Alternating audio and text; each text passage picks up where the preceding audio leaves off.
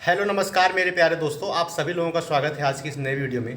मेरे प्यारे दोस्तों, आज बहुत दिनों बाद ये वीडियो मुझे बनाना पड़ रहा है और आज का यह वीडियो बेसिकली जो न्यू हॉस्टल अलॉटमेंट हो रहा है उसके संबंध में है। बहुत सारे लोग मुझे कॉल कर रहे हैं। आपको दो तीन चीज़ें बहुत समझनी है, मैं सारी बातों को एक एक करके क्लियर करता हूँ। सबसे पहली बात, कितने नंबर तक अगर आप बीए सेकेंड ईयर में हैं इस बार तो आपको हॉस्टल मिलेगा।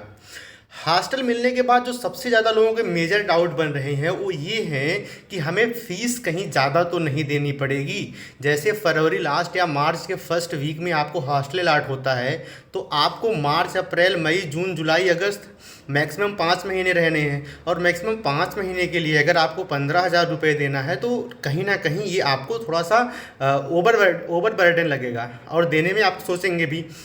तो दो तीन चीज़ें ही स्पष्ट करना। सबसे पहली बात यह है कि अगर आपके नंबर 210 के आसपास हैं बीए सेकेंड ईयर में तो ये मान के चलिए आपको हॉस्टल निश्चित रूप से मिल जाएगा। दूसरी बात अब करते हैं कि हॉस्टल के लिए फ़ी का क्या मामला है। देखिए, जब हम लोग हॉस्टल अलॉट होता था और एक साल प्रॉपर चलता था तो फ़ी लगभग 14,000, किसी में 13,000, किसी में 14,000 के समथिंग होती थी।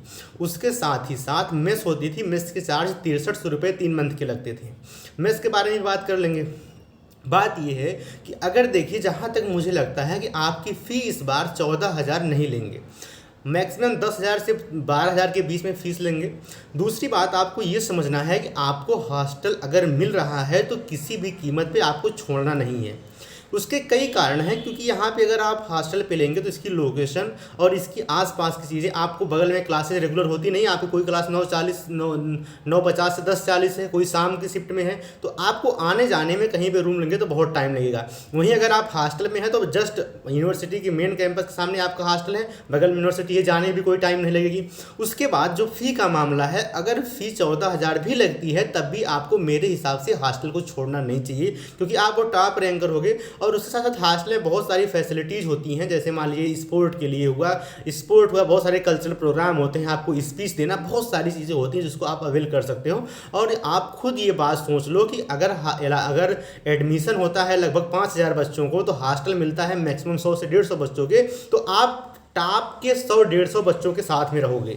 ये एक बहुत प्रॉफिट होती है कि आप अच्छे लोगों के साथ रहोगे और अच्छे लोगों के साथ ही रहने से ये चीज़ निखर भी पाती है। आप विश्वास नहीं मानोगे, अभी जल्दी ही लगभग 2-3 दिन पहले, कल परसों में नेट जीआरएफ का रिजल्ट आया है। तो जो हमारे हॉस्टल के कई लोग ऐसे थे जो एमए में ही है, एमए फर्स्ट ईयर में है और जीआरएफ निकाल गए। बहुत बड़ी बात होती है जीआरएफ निकालना अपने आप में।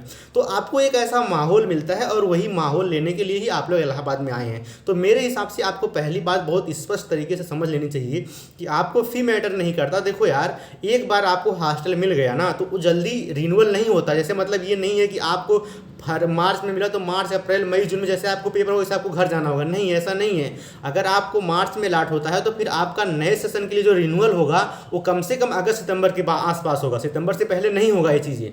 तो आप ये बात क्लियर कर लीजिए कि फ़ी का मैटर नहीं है। आप फ़ी जितनी भी होगी मेरे हिसाब से फ़ी और कम करें, क्योंकि टाइम कम है। तो 10,000 रुपये तक भी लेते हैं तो आपको आसानी से दे के हॉस्टल लेना चाहिए। पहली बात। दूसरी बात ये हो गई फ़ी की। पहली बात हो गई आपके नंबर की।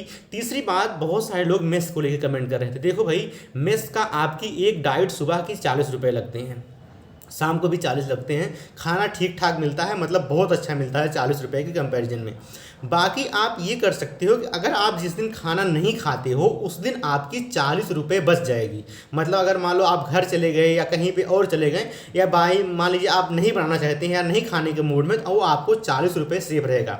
मतलब जिस दिन आप खाओगे उसी दिन की आपकी डाइट लगेगी, बाकी आपकी डाइट ऐसे नहीं लगने वाली है। तो मेस के लिए भी निश्चिंत रहना है, मेस के लिए कोई दिक्कत है। और फिर जब धीरे धीरे रहने लगोगे ना तो चीज़ें समझ में आने लगती हैं। फिर बाद में मेस में खाओ ना खाओ तो आपके ऊपर है। जैसे हम लोग कभी कभी खाते हैं, कभी कभी नहीं खाते हैं, तो ये सारी चीज़ें आप आसानी से मैनेज कर लोगे।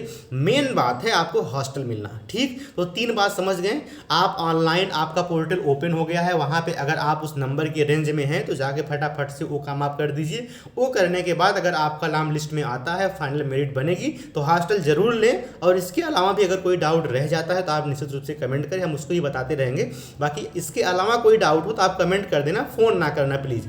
कमेंट करना, मैं निश्चित रूप से रिप्लाई दे दूंगा, ठीक है। इसके अलावा अगर कोई डाउट रह गया हो, वैसे मैंने तीनों चीज़ें बता दी, फ़ी के बारे में बता दी, नंबर के बारे में बता दी, मेस के बारे में बता दी, लोकेशन कितनी अच्छी है इसके बारे में बता दी, फैसिलिटीज़ के बारे में बता दी हैं सारी चीज़ें। और सारी चीज़ें आप लोग यहाँ पे जब आते हैं मेन कैंपस में तो देखते ही होंगे। तो मेरे हिसाब से अब कोई डाउट आपको नहीं बचना चाहिए। मैं फिर कह रहा हूँ कि अगर आपको हॉस्टल मिलता है, कैसे भी मिलता है, कोई भी मिलता है, तो आपको हॉस्टल को छोड़ना नहीं है। अभी आपको 2 साल रहना है, आगे 3rd ईयर में भी रहना है। बाय द वे मान लो MA करोगे, देखो MA में भी एक फ़ायदा होता है, जैसे मान लो आपकी PUC अलॉट हो जाता है आपको, तो आपको MA के लिए हॉस्टल के लिए अलग से कुछ नहीं करना होगा। अगर आपका सिर्फ मेन कैंपस में एडमिशन हो जाता है तो आपका अपने आप ही रिन्यूअल हो जाएगा, उसमें कोई दिक्कत वाली बात नहीं है। तो ये बहुत सारी फ़ायदा हैं। और इसी के क्रम में मुझे कई लोग कॉल किए तो मैं उनको समझाने का प्रयास किया, और फिर मैं सोचा अभी जस्ट कि वीडियो बना दूँ आप लोगों को। तो बहुत बहुत धन्यवाद आप लोगों का, थैंक यू वेरी मच। मैं काफ़ी दिनों से वीडियो भी नहीं बना पा रहा हूँ, एक्चुअली मेरे बहुत सारे एग्जाम्स भी हैं, और आपको भी पता है कि अब 3rd ईयर आ गए हैं तो आगे MA के भी एंट्रेंस है, बहुत सारी चीज़ें आने लगती हैं, तो कहीं ना कहीं सीरियस होना पड़ता है पढ़ाई के प्रति। तो आप लोगों का बहुत बहुत धन्यवाद। बहुत लोग मुझसे मेन कैंपस में मिलते भी हैं, बातें करते हैं, बहुत अच्छा लगता है। बहुत बहुत धन्यवाद आप लोगों का, थैंक यू वेरी मच।